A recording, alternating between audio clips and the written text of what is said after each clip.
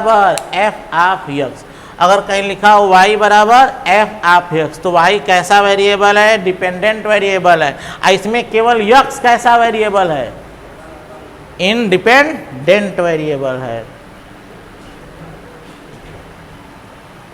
ये बाबू 5 स्टार लगा के लिख लो, क्योंकि बाबू यही मुझे चाहिए। जब मैं कहूँगा कि मैं पढ़ाया हूँ तुरंत पन्ना खोलना, यहाँ पे वीडियो देखना आ जाएगा।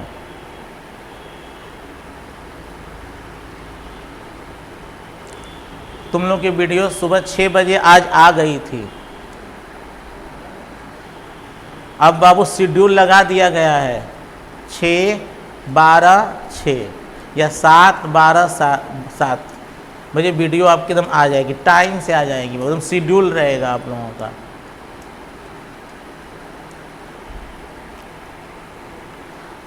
और आप लोग ऑफलाइन के चक्कर में न पड़िए बाबू, क्योंकि ऑनलाइन ही क्लासेस चलने वाला है। मिटा दे तो मुझे ये 5 स्टार चाहिए। क्लियर? तो मुझे बताइए y कैसा वेरिएबल है? अरे बोलो हीरो, डिपेंडेंट वेरिएबल है। और इसमें से आप x में से केवल x क्या है? Independent variable. इसका मतलब क्या? y का मान x पर निर्भर करता है। अब चलिए एक तो 3 स्टार लगा के उसको भी लिख दीजिए। कौन स्टार? 3 स्टार। चलिए देखिए, अब बाबू 3 स्टार लगा के इसको भी लिख दीजिए। y का मान, ध्यान से, y का मान x पर निर्भर करता है। y का मान x पर निर्भर करता है। y का मान x पर निर्भर करता है। इसका सुन लो, इधर सर ऊपर एकदम वीडियो पर व्हाइट बोर्ड पे एकदम, y का मान x पर निर्भर करता है। तो इसको लोग कैसे लिखते हैं? सुन लो, इसको लिखते हैं y का मान, तो y is a function of x। तो अगर कहीं लिखा हो y का मान x पर निर्भर करता है तो बाबू गणित की भाषा में, मैथमेटिक्स की भाषा में क्या लिखोगे sir? y is a function of x। y क्या करता है? निर्भर करता है, मतलब डिपेंडेंट है। किस पर? x पर। तो सुन लो, जहाँ कहीं लिखा हो कि y का मान x पर निर्भर करता है, इसका मतलब हुआ y is a function of x। तो अगर कहीं ऐसा लिखा हो कि y का मान x पर निर्भर करता है, तो आपको बस क्या लिख देना है sir? y is a function of x। इसको बाबू 3 स्टार लगा के लिख लो। कितना स्टार बाबू? 3 स्टार लगा के लिख लो। यही मुझे चाहिए, यही मुझे चाहिए आप लोगों से। कैलकुलस जब सिखाऊंगा तो आपको ये सब बार बार आने वाली है। प्लीज़ बाबू, अगर लिखा गया y का मान x पर निर्भर करता है तो क्या बोलोगे? y is a function of x। इसका कोई पूछेगा सर हिंदी मतलब y बराबर f ऑफ x लिखा है, तो इसका हिंदी मतलब y का मान x पर निर्भर करता है। क्लियर? अब तुम लोग मुझे बताना ना, एक चीज़ बताना, जैसे लिखा हुआ, ध्यान से लिखा हुआ है, ध्यान से बाबू एक सवाल पूछ रहे हैं। z का मान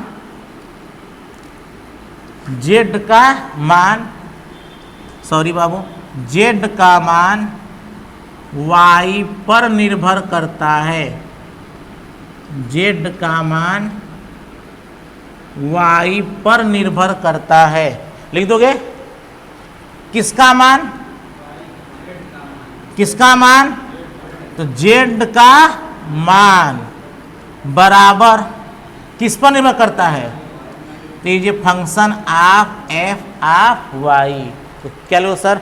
z is a function of f of y। z का मान मतलब क्या हो गया? z किस पर निर्भर करता बाबू? y पर। तो z is a function of f of y। सिखा दिए ध्यान से। y का मान x पर निर्भर करता है, इसका मतलब y is a function of f of x। z का मान y पर निर्भर करता है, इसका मतलब z is a function of f of y। Clear? तो जिस पर निर्भर करता है उसके पहले क्या लगा दो? f।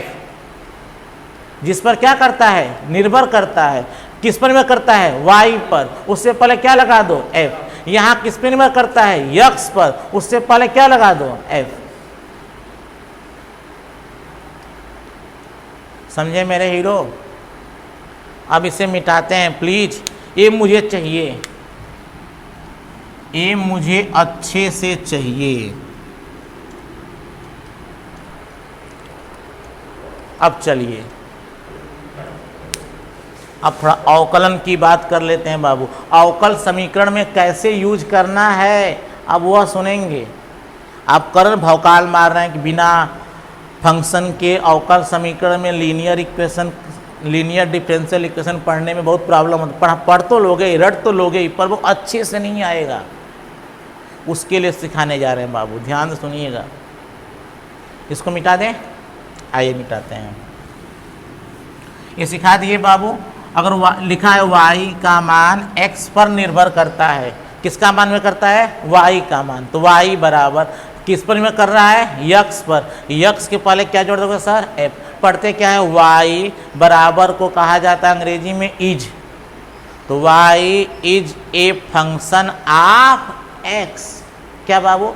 y is a function of x। Clear? y कैसा वेरिएबल है? लिखे हैं सामने तो बोलो ना। y कैसा वेरिएबल है? Dependent variable. x कैसा वेरिएबल है? Independent variable. y हिंदी बोलो, y कैसा चर है? परतंत्र चर है। x कैसा चर है? स्वतंत्र चर है। क्लियर? आइए अब अवकल समीकरण में कैसे अवकलन की बात कर दे बाबू थोड़ा सा।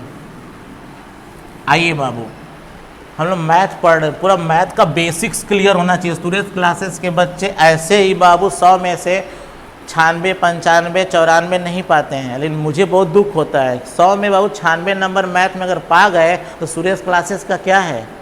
बेइज्जती है बाबू। सुरेश क्लासेस में पढ़कर मैथ में 96 नंबर पाते हो तो ये शर्मिंदा की बात है मेरे लिए। 100 में 99 अगर आता है तब भी मैं उदास रहता हूँ। इतना पढ़ाने के बाद 100 में बाबू मैथ में 99 कुछ है? कुछ नहीं है। 99 से मैं खुश नहीं होता। हाँ, 100 में जब 100 लाओगे तो थोड़ी सी खुशी महसूस होगी मुझे। जब मैं पढ़ाता इतना अच्छा हूँ, हर चीज़ सिलेबस टाइम पे ख़त्म होता है, मैथ का एक एक चीज़ पढ़ा देते हैं, कोई टॉप नहीं छूटता बाबू। चाहे लीनियर प्रोग्रामिंग हो, चाहे एरिया हो, चाहे 3D हो बाबू, चाहे कोई प्रोबेबिलिटी हो, जब सब अच्छे सिखाते हैं तो 100 में 100 नंबर हमको चाहिए। मैथ का एक भी टॉपिक नहीं छोड़ेंगे सर।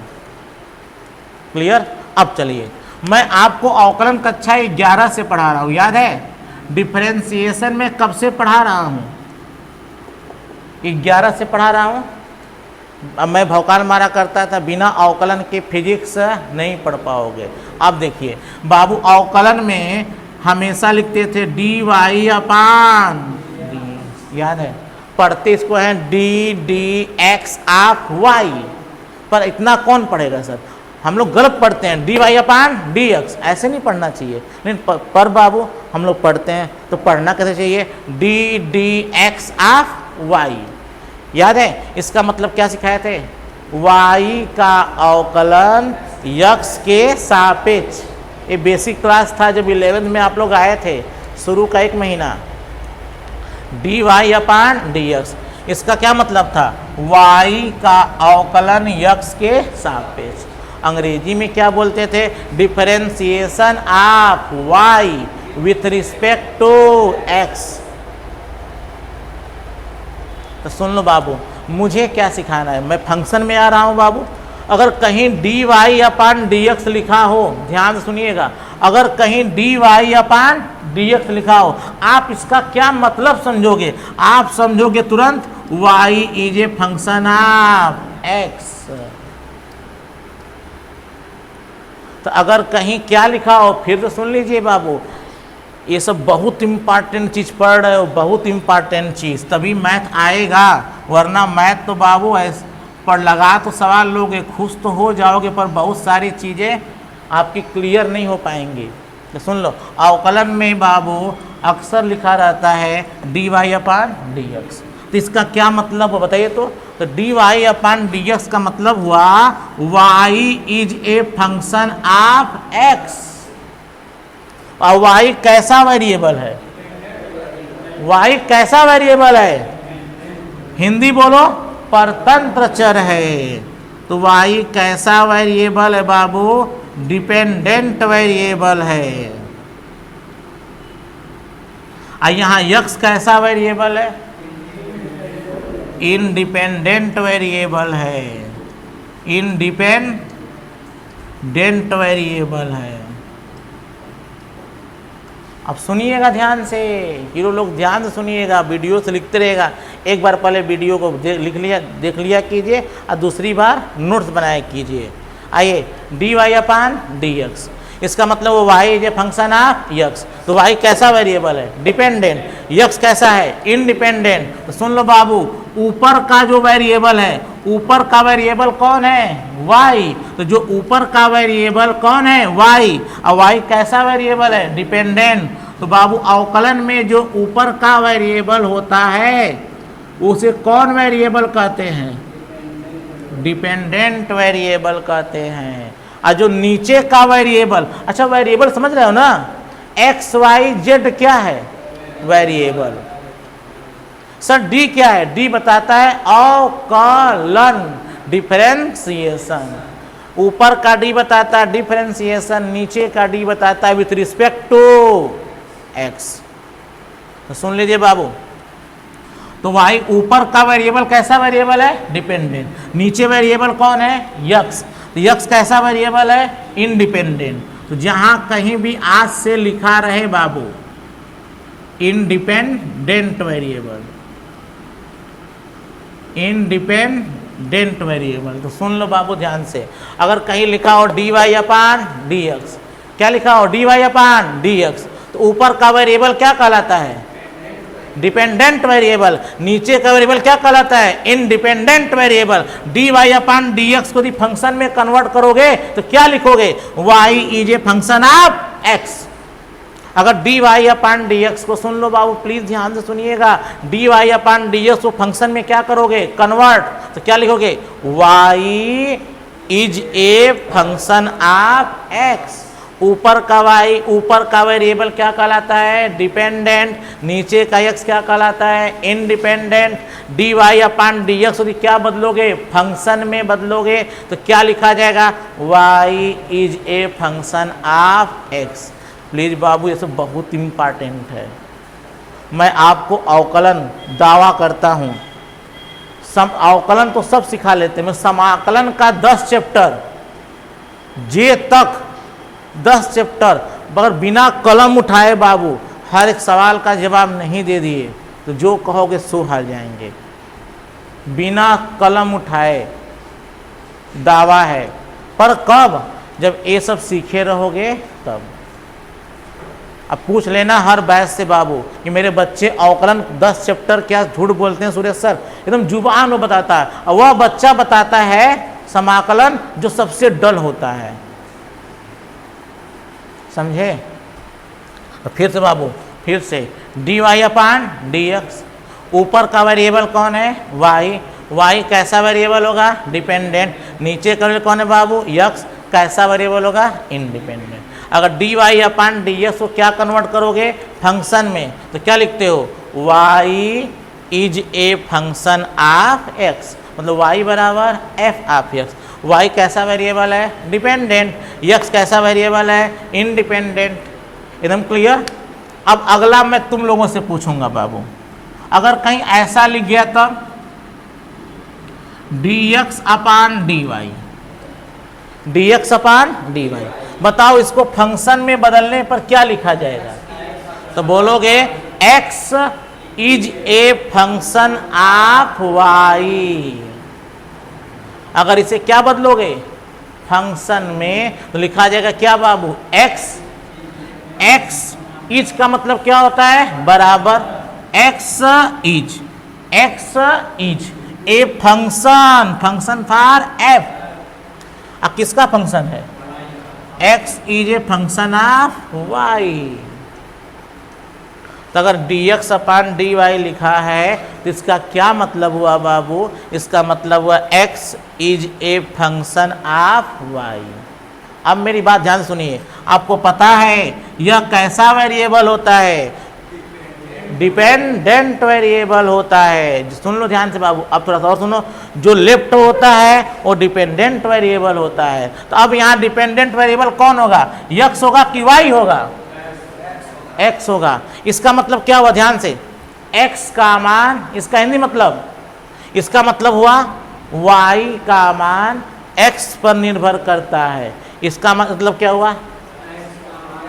x का मान y पर निर्भर करता है। x का मान y पर निर्भर करता है। कौन निर्भर करता है? x। अब x निर्भर कर रहा है ना बाबू, तो x कैसा वेरिएबल हो गया? Dependent variable. और y कैसा वेरिएबल हो गया बाबू? Independent variable.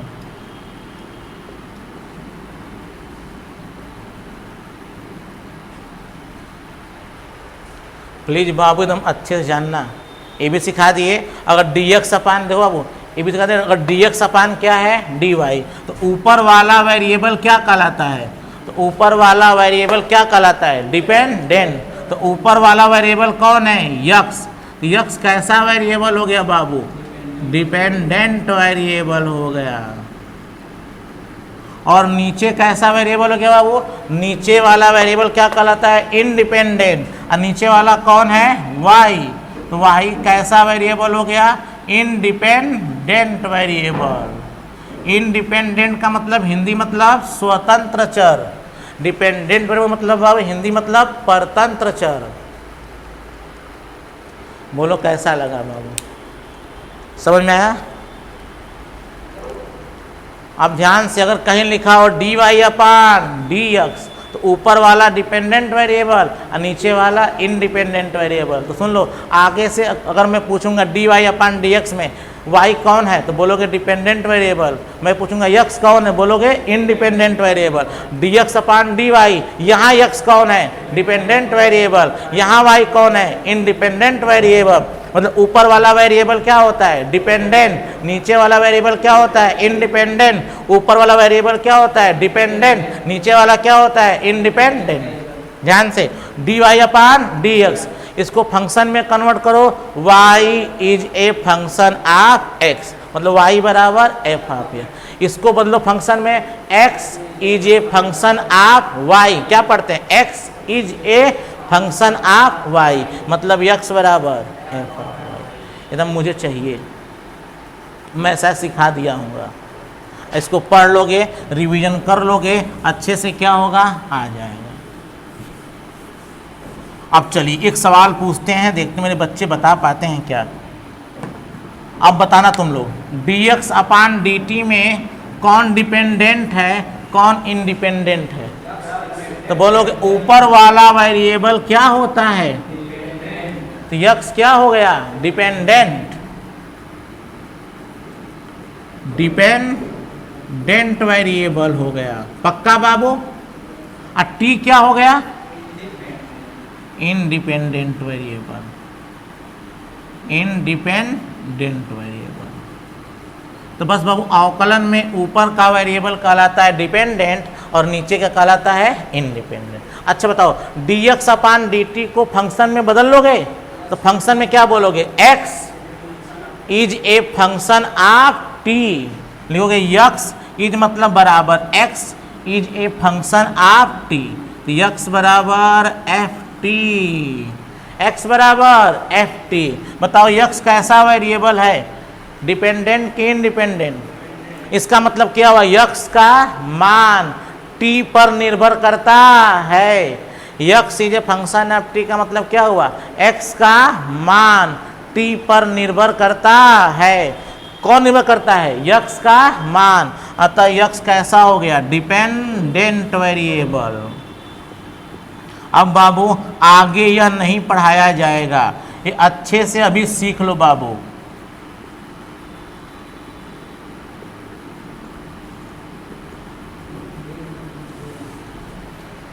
अब समझे फंक्शन क्यों इंपॉर्टेंट था। अब कहाँ यूज होगा ये भी लिख लो, मत कहना कि सर नहीं बताए थे। पहला इंक्रीजिंग डिक्रीजिंग, और दूसरा लीनियर डिफरेंशियल इक्वेशन, रैखिक अवकल समीकरण में यह यूज होगा। लिखा रहेगा dy अपन dx, मैं बोलूँगा y ऊपर वाला डिपेंडेंट वेरिएबल, नीचे वाला इनडिपेंडेंट वेरिएबल। जैसे ऑफलाइन में क्या होता था, कहते थे मैं पढ़ाया हूँ, तुम कहते थे नो सर।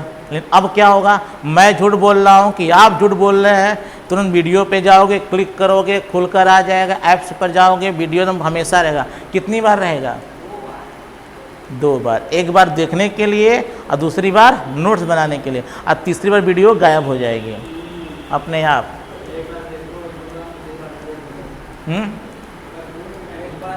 टाइम नहीं मिलता बोर्ड में, अभी सब रिवीजन। अगर आपको यूपी बोर्ड टॉप करना है तो साथ ही साथ रिवीजन भी करना है। सुन लो, मैं टाइम टेबल बताऊंगा एक दिन, आपको चिपका लीजिए दीवार पर, I have to top UP board, मतलब मुझे यूपी बोर्ड को क्या करना है, टॉप करना है। तो कैसे टॉप करेंगे बाबू, दीवार पे चिपका लीजिए। और सुन लो, सफल होने का एक ही मंत्र है, तुम 100 घंटा पढ़ रहे हो, कितना घंटा, तुम 100 घंटा पढ़ रहे हो पर डे, तुम टॉप नहीं कर पाओगे। एक बात बोल रहे, ये मत कहना कि दिन में 24 घंटा होता है, मैं एक बात बोल रहा हूँ, मतलब खूब पढ़ रहे हो 100 घंटे, मतलब दिन में खूब पढ़ रहे हो, मतलब दिन में 16 घंटा पढ़ रहे हो, और तुम रिवीजन का टाइम नहीं बनाए हो, तुम जिंदगी में कभी सफल नहीं हो सकते। अगर 16 घंटा का टाइम टेबल बनाए हो तो उसमें कम से कम 3 से 4 घंटा, 1/3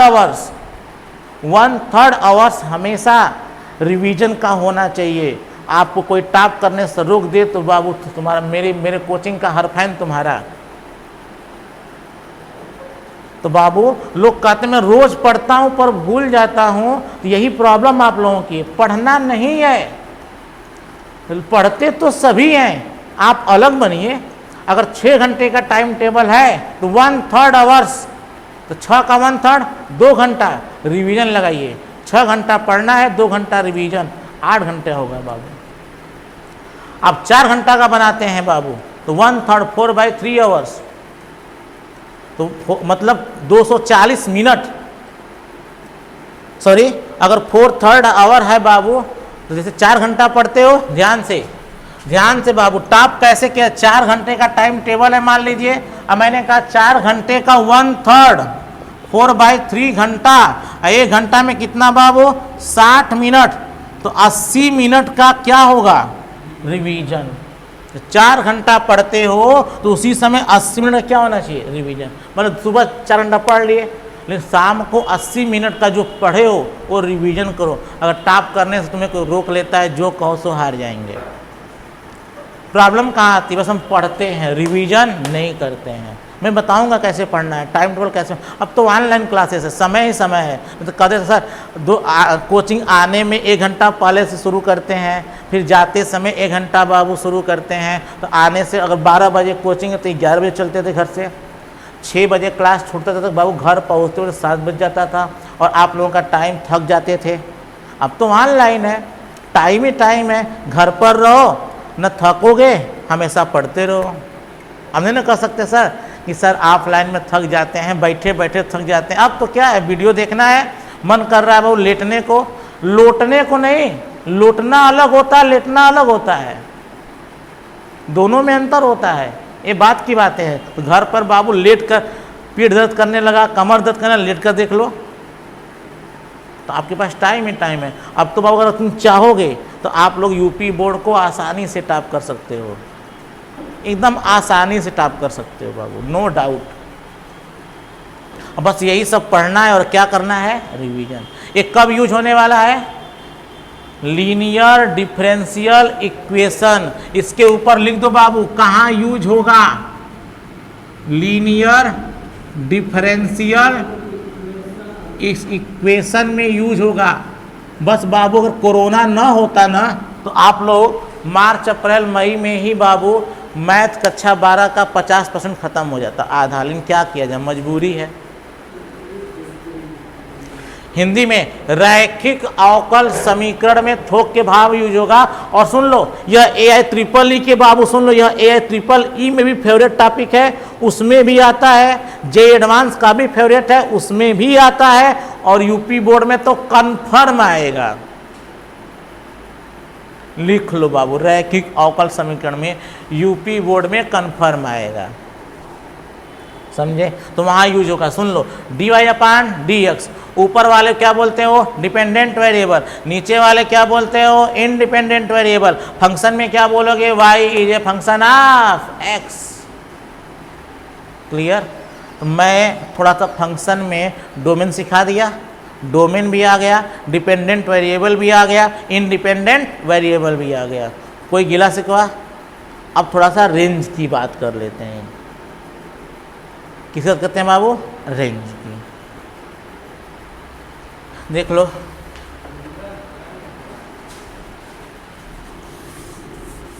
मैं बताऊंगा साहब कि टॉप कैसे करोगे यूपी बोर्ड।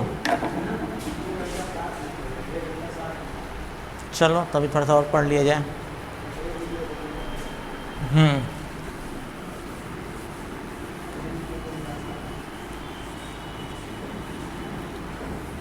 तो बाबू एकदम अच्छे से आ गया आप लोगों को ना, ठीक। अब मैं बाबू कहता हूँ तो बाबू मतलब मेरे बाबू नहीं हो, आप लोग बहुत एडवांस हो, आप मेरे सर हो, ठीक है ना। तो मैं आप लोगों को आज से सर बोलूँगा। लड़कियां तब गुस्सा हो जाएंगी तो लड़कियों को मैम बोल दूंगा, और क्या, लेकिन मैं सबको सर बोलूँगा। चलिए सर लोग, इतना आप लोग बाबू प्रिंट आउट कर लिए। अब थोड़ा सा, अब बाबू सवाल क्या दिया था है, सवाल समझ लेते हैं। अब देखो, इंक्रीजिंग डिक्रीजिंग फंक्शन में, मैक्सिमा मिनिमा में, लाग्रेंज मीन वैल्यू थ्योरम में और रोल्स थ्योरम में सवाल कैसे लिखा रहता है। किताब तो नहीं तो न दिखा देते बाबू, कैसे लिखा रहता है। देखो लिखा रहता है ऐसे बाबू, अगर लिखा है F/A, समझने के लिए F/A टेंड्स टू क्या बाबू, B। इसका मतलब है A क्या है, डोमेन है, A क्या है, डोमेन है, और B क्या है सर लोग, तो B है कोडोमेन बाबू। अगर किसी फलन का क्या दिया है, डोमेन दिया है, तो इसका यह मतलब है कि हमें इसके अंदर काम करना है, इस डोमेन के बाहर हमसे मतलब नहीं है। मैं मतलब सिखाऊंगा। F/A tends to B। For example देखिए, अगर कोई कह दिया F/2 -π/2 to +π/2, clear, tends to, यहाँ कुछ भी दे दिया बाबू, -1 टू +1। सुन लो बाबू, मैं इनइक्वलिटी पढ़ाया हूँ ना, इनइक्वलिटी पढ़ाया हो ना, तो प्लीज़ इनइक्वलिटी रिवीजन कर लेना। आप ये मत कहना सर ये क्या है, क्लोज्ड ब्रैकेट, ऐसा मत कहना कि बड़का ब्रैकेट है, ठीक है। तो यहाँ बाबू इसे कहा जाता है क्लोज्ड ब्रैकेट। ये कैसा ब्रैकेट है, क्लोज्ड ब्रैकेट। ये सिखाए थे क्लोज्ड का मतलब क्या होता है। तो F/2 -π/2 टू +π/2, तो यह क्या है बाबू, उस फलन का क्या दिया है, डोमेन। अब फलन दे दिया f(x) बराबर कितना बाबू, sin x। क्लियर? तो इसका मतलब हुआ ये जो फलन है, तो फलन का मान x की जगह रखोगे 0, तो sin 0 का मान 0, x का मान रखोगे 30, तो sin 30 का मान 1/2, x का मान रखोगे 45, sin 45 का मान 1/√2, x का मान क्या रखोगे 60, तो sin 60 का मान √3/2। क्लियर। x का मान रखोगे 90, साइन 90 का मान 1। तो फलन का मान साइन की वजह से बदल रहा है कि फलन का मान यक्स की वजह से बदल रहा है? तो बोलोगे फलन का मान x की वजह से बदल रहा है। एक बात और सुनो बाबू, यक्स क्या है? वेरिएबल। तो डोमेन कौन होता है? वेरिएबल। तो ये मत कहना कि साइन डोमेन है, नहीं, डोमेन कौन है? यक्स है। क्योंकि यक्स क्या है? डोमेन कौन होता है? वेरिएबल होता है। तो यहाँ वेरिएबल कौन है? यक्स। तो इस फलन का डोमेन कौन हो गया? x। डोमेन मतलब किसका मान? डोमेन मतलब किसका मान? x का मान। तो सुन लो ध्यान से, इसका यह मतलब हुआ कि जो सवाल दिया गया है उस सवाल में x का मान कहां से कहां तक होगा, इसका मतलब -π/2 से +π/2 तक होगा। हमें इसके न बाहर जाना है, सॉरी, हमें इसके बाहर नहीं जाना है। अब देखो बाबू, मैं आप लोगों को इनइक्वालिटी पढ़ाया था, याद होगा? तो आइए, इनइक्वालिटी में क्या खींचते थे, याद है? Number line. भूल गए होगे प्लीज, आज बाबू जब वीडियो जाएगी उसके बाद तुरंत बाबू इनइक्वालिटी खोलिएगा, रिवीजन करिएगा। एक क्या खोलो, एक क्या बाबू खींचोगे? Number line. और डोमेन कहाँ से कहाँ तक है? -π/2 टू +π/2। तो ये हो गया -π/2 और ये हो गया +π/2। कैसा ब्रैकेट है? क्लोज्ड। क्लोज ब्रैकेट का मतलब होता है कि यक्स का डोमेन के मान में कहाँ से बाबू शामिल है? डोमेन के मान में -π/2 भी शामिल है। -π/2 से लेकर कहाँ तक शामिल है? +π/2 तक शामिल है। तो जो हम मान रखेंगे इस सवाल में यक्स का क्या रखेंगे? जो मान रखेंगे वो -π/2 से लेकर के +π/2। इसके आगे π/2 मतलब क्या होगा? 90। मान लो कोई कहता नहीं सर हम 135 रखेंगे, क्या रखोगे? तो बोलोगे सर हम इस सवाल में 135 कभी भी नहीं रखेंगे। क्यों? मेरे फलन का डोमेन डिफाइंड है। मेरे फलन का डोमेन डिफाइंड है, मतलब मेरे फलन का डोमेन परिभाषित है। अगर डोमेन दिया है तो इसका मतलब इसी के अंदर हमें फलन में यक्स का मान रखना है। एक बार फिर से बाबू, एक बार फिर से, f/a tends to b। a क्या है? डोमेन। b क्या है? कोडोमेन। डोमेन का मतलब होता है कि अब हमें पता हो गया कि डोमेन का मान जो दिया रहेगा सिर्फ वही रखेंगे। For example f/-π/2 to +π/2 -1 to +1। तो यह क्या है? डोमेन। यह क्या है? कोडोमेन। मान लेते हैं फलन क्या है? आप x बराबर साइन x। तो वेरिएबल कौन है? साइन है कि यक्स है? कौन है? यक्स है। अर्थात इस फलन का डोमेन कौन है? तो इस फलन का डोमेन कौन है? यक्स है। तो मैं कहूंगा डोमेन, तो तुम समझोगे यक्स। मैं कहूंगा डोमेन का मान बताइए, इसका मतलब किसका मान बताइए बाबू? x का मान बताइए। अर्थात यहाँ यक्स क्या है बाबू? डोमेन है। अब बताओ डोमेन का मान कहाँ से कहाँ तक है? -π/2 से +π/2, मतलब -90 से +90। मैं और बाबू सिंपल लैंग्वेज में लिखता हूँ, x बराबर डोमेन कहाँ से कहाँ तक है? -90 से +90। अर्थात इस फलन में जो यक्स का मान रखा जाएगा -90 से +90 के बीच रखा जाएगा, इससे बाहर नहीं रखा जाएगा। इसका मतलब -90 से 90 मतलब हमारा डोमेन क्या हो गया? -90 से +90। अर्थात डोमेन मतलब किसका मान? तो इस फलन में यक्स का मान क्या रखोगे? -90 से +90। आइए बाबू एक क्या खींचोगे? Number line. सबसे पहले छोटा लिखते हो तो -90 छोटा है, उसके बाद क्या है? बड़ा। अब बताओ कोई पूछेगा इस फलन में यक्स का मान 120 रखोगे? 120 रखोगे तो 120 कहाँ आ जाएगा सर?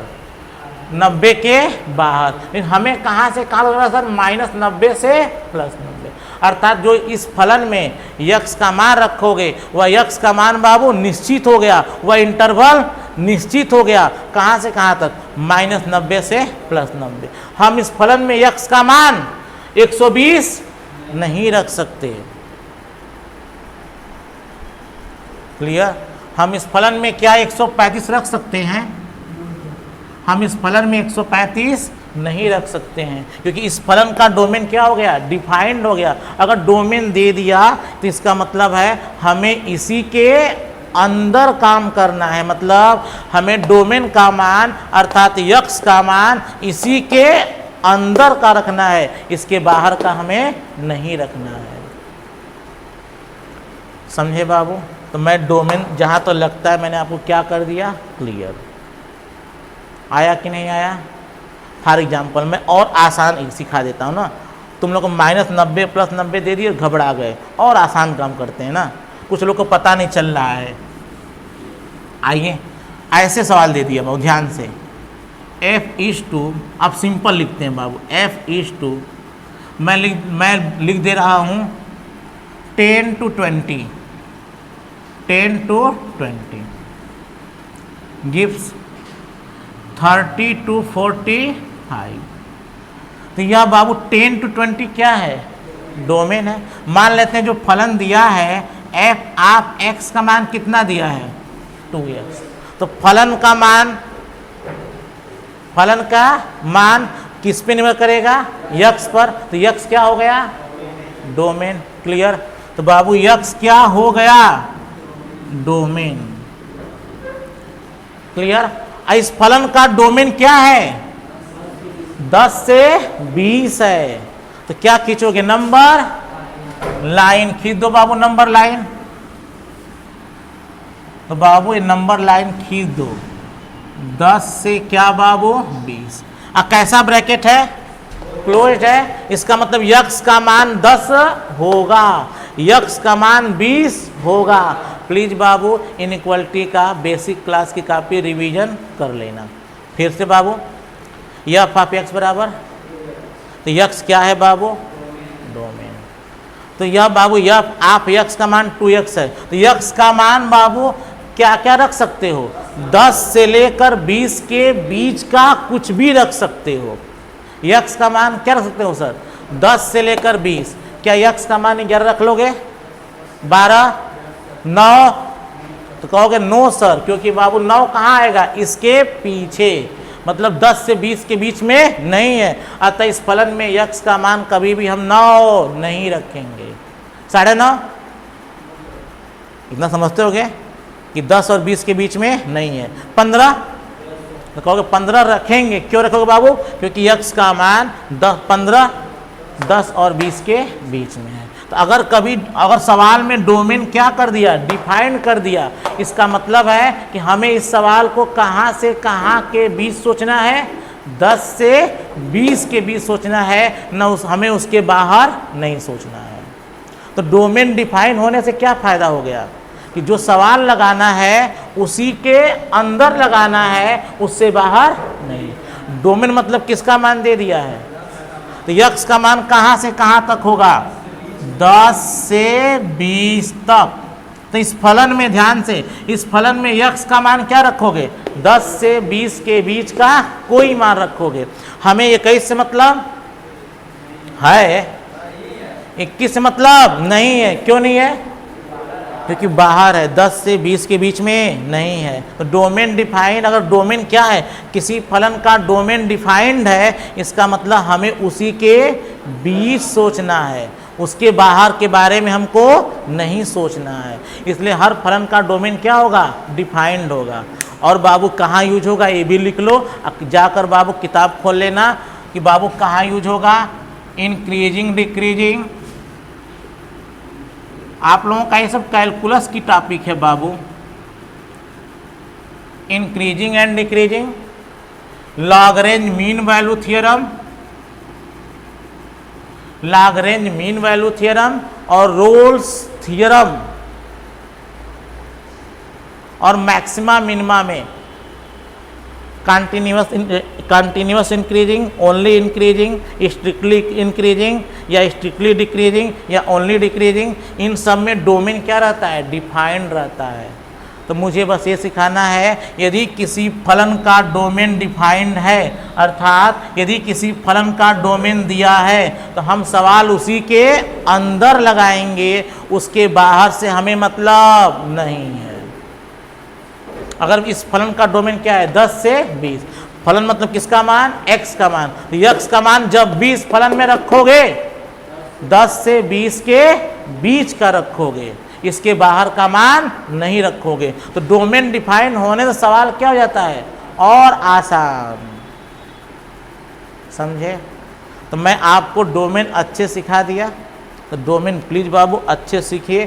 कल बात किया जाएगा को डोमेन और रेंज किया। कल बात किसकी होगी सर? को डोमेन और रेंज। जब ये बात हो जाएगी तब सिखाया जाएगा सर फलन कौन है। समीकरण ही फलन होता है, इक्वेशन ही फंक्शन होता है। तो सीखा जाए कौन इक्वेशन फलन है, कौन इक्वेशन फलन नहीं है। अगर फलन है तो 1 1 है कि n2 है, मेनी 1 है कि n2 है। ठीक, ये जब